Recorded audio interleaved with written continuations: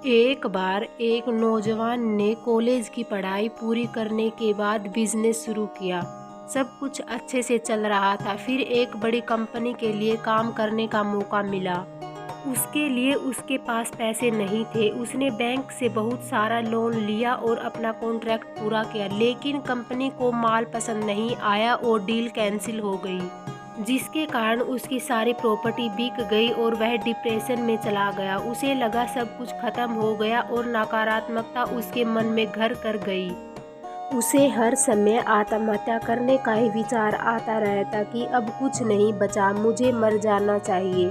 यही निश्चय करके वह घर से निकला, आज मैं ट्रेन के आगे आकर अपनी जिंदगी खत्म कर दूंगा।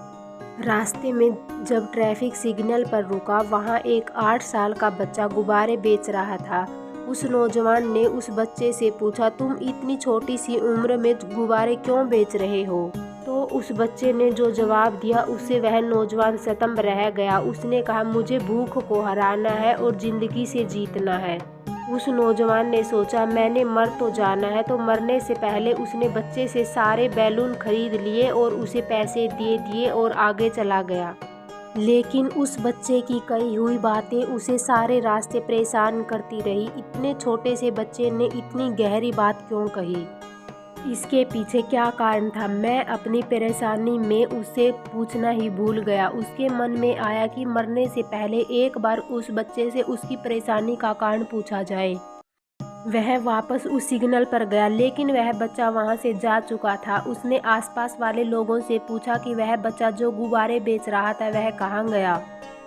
उन्होंने बताया कि वह पास वाली झोपड़पट्टी में रहता है। वह उस झोपड़पट्टी में चला गया और उसने देखा कि वह बच्चा स्कूल जाने के लिए तैयार हो रहा था। बच्चे ने उस नौजवान को देखकर पूछा, भैया आप यहाँ? वह नौजवान बच्चे से पूछता है कि तूने मुझे यह क्यों कहा कि मुझे भूख को हराना है और ज़िंदगी को जीतना है? उस लड़के ने कहा कि मैं पढ़ना चाहता हूँ और ज़िंदगी में कुछ बनना चाहता हूँ, लेकिन मेरे माँ बाप मर चुके हैं। मुझे पढ़ाने वाला, मेरे लिए खाना लाने वाला कोई नहीं है और ज़िंदगी में जीने के लिए खाना बहुत ज़रूरी है।